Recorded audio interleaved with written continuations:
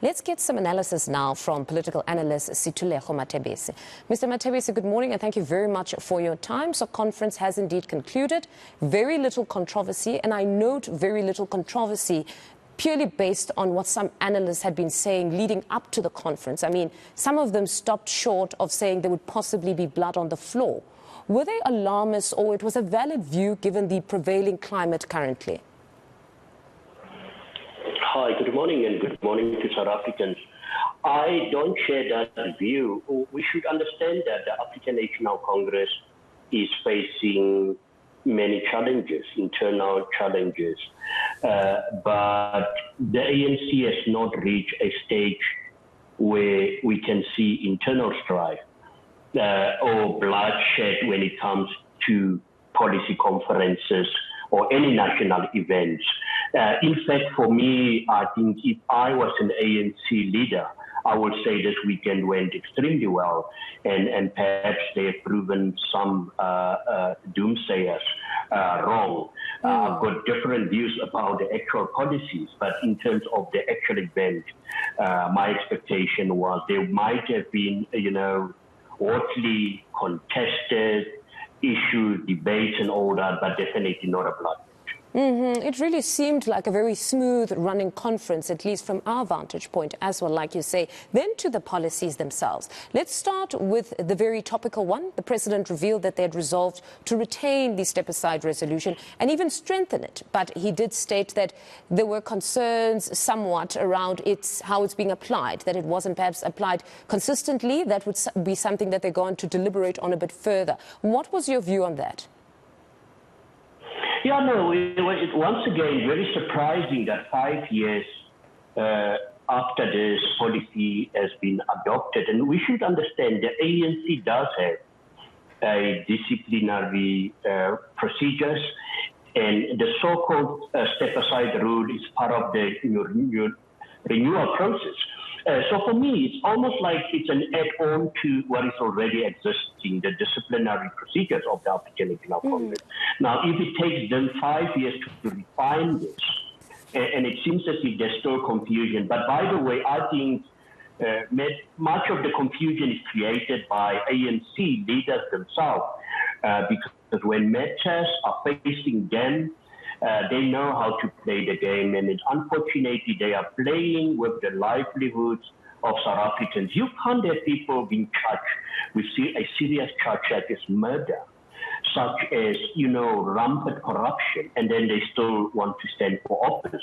It's just natural justice that there has to be suspensions, and not only within the African National Congress, but any organization with soul. So for me, I think it's a good thing. It sends the right message that there should be consequences for wrongdoing. I'm glad that you touch on the fact that they've always had disciplinary measures. I mean, they've got their constitution. Rule 25 deals specifically with ill discipline within the party in whichever form. So really, this is just an added tool, or allows for there to be clarity that beyond the other ill discipline, we are stating categorically that if you are charged, you will then have to step aside without a doubt. So for those that have concern around its application, the step aside, that it's not consistent, are they not perhaps missing an opportunity here to redirect other candidates who, or at least other delegates or members of the party who are found to have brought the party into disrepute? Are they not missing an opportunity to say, let's direct those ones to Rule 25 and see if they fit there?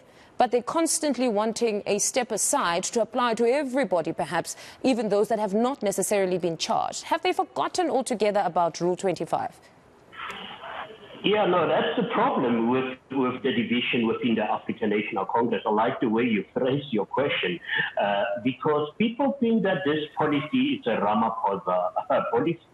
This policy has been adopted at an ANC conference, so it's an official policy of the African National Congress.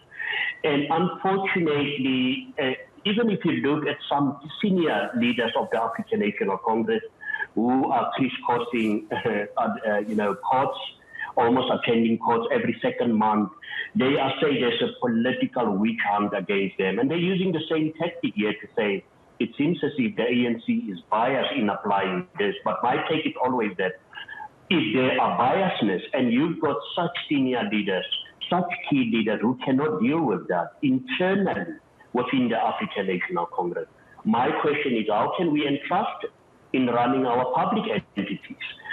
Will they not take on when they've got a stance? And we don't condone violence. By taking on is by airing your views. And I think the ANC does have processes when people are disgruntled and aggrieved. And they need to ventilate those internal processes of the African National Congress and not try to change the policy. Because for me, this is just indicative of how policies are being hastily formulated without thinking how they will be practically implemented. But the step aside rule, for me, it's a policy which is in the right direction, but in the first place, it should not even have been there. The ANC should just have applied its or enhanced its Rule 25 of its constitution. There were other important proposals also, particularly the proposal by the Social Transformation Commission. They were proposing chemical castration for those who rape. I mean, in the wake of the reports that we've seen now of the young women who were raped in Krugersdorp, what do you make of such a proposal? Because it's received mixed reviews, some in support, some not in support. What's your take? No, very difficult. I think there was a proposal also about women's representation. I mean, and now from the Women's League, almost like a proposal that there should be 2 deputy presidents, 2 deputy secretary generals. Yes. That for me also shows the weakness of the Women's League, and sometimes maybe we overanalyze these issues, because I thought that it will be a natural progression where women are being empowered within the African National Congress. That now this is an opportunity to level according to from the side of the Women's League, the playing ground in by creating this position. But the fact of the matter is, it's not a foregone conclusion that these positions will be occupied by women, and that I think that for me raises many questions about women's empowerment within the African National Congress. But the issue of transformation, for me, does not only speaks about transforming the African National Congress or renewing it, but it also speaks to transforming the entire South African landscape, youth empowerment, fighting crime. And if you don't deal with all these structural issues such as poverty, these fundamental aspects, you will not be able to transform the South African public. And I strongly believe that some of these policies will have to start looking at that. The policies have been there for many years, but they need to be implemented, and there should be accountability for those who have been entrusted to ensure that they are implemented. Can I just take you back to the proposal now of the deputies? If I'm getting you correctly, you're saying perhaps this proposal is giving the men in the political party a free pass, because they're saying, if you're not giving us 50-50 on the top 6, at least let's add 2 deputies and make it somewhat of a top 8. You're saying it's making it too easier. They really need to come to the party, keep it as a top 6 and have 50% women, 50% men. Is that what I'm getting? No, that for me, it is a call in the right direction. But what we have seen in the past, policies will be adopted, but the question is how long will it take to be implemented?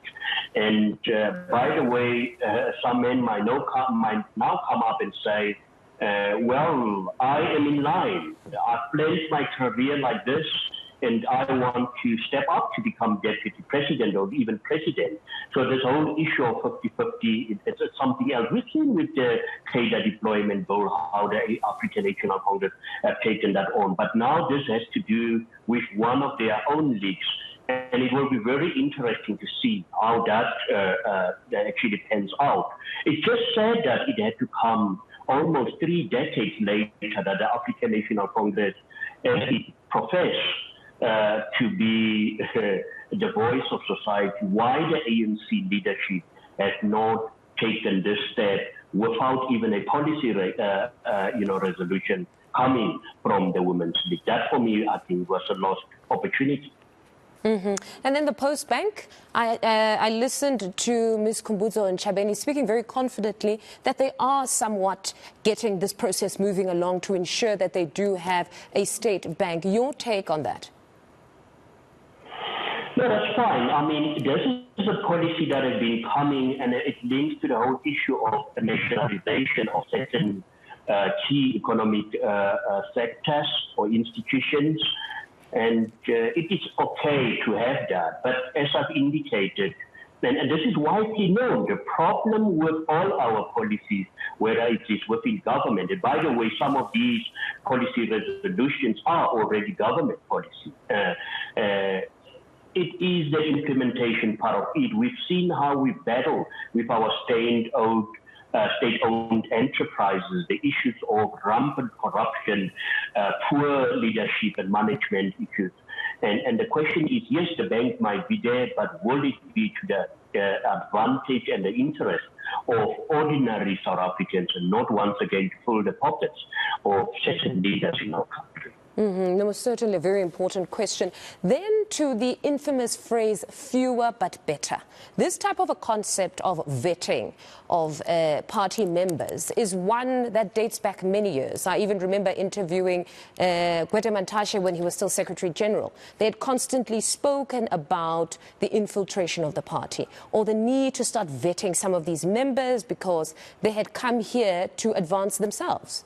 But it's something that never happens. Paul Mashatile spoke eloquently about it, saying they boasted for the longest time that they had more than 1 million members of the party. But the 1 million has come with many problems. Do you think it really is time for them to cut their losses, that if there are those members who have foreign politics or bring alien culture to them, it's time to cut their losses, or the renewal process needs to take everybody along and they continue with their broad church?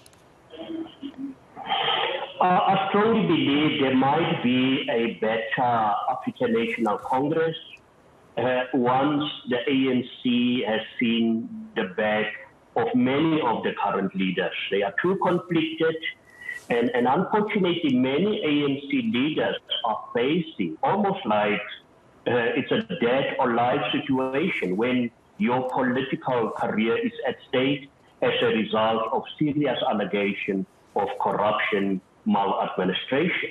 So what they do, they will try to mess up even South Africans. That's why one day they will protest and holding placards against their own. But they quickly forget that 3-4 years ago, they were in leadership positions and they were exactly doing the same things that have been going on all along. And I strongly believe that the ANC as an organization, there's absolutely nothing, there's nothing wrong with the organization, the African National Congress. It's just that the current crop of leaders for the past 2 decades, something went horribly wrong within the African National Congress. And it's going to be very difficult to deal with this issue of ill discipline up until you get leaders who comes in and say, we are putting the interest of this party above any individual interest. Unfortunately, there are too many of them, whether it is at national, provincial, district, and even branch level, whose eye is only on who is going to occupy the next position. And unfortunately, because the ANC does have brilliant minds, the ANC and men and women who can advance that, but too many of them are silent because they know there might be consequences and negative consequences. And when we don't take joy each time when we come to these platforms to label and point out all these, but for the sake of this country and for the sake of everyone, we need to be sincere even about these issues. The ANC needs to start being sincere about where they are putting the lives and livelihoods of South Africans. Mr. Matebesi, thank you very much for your time.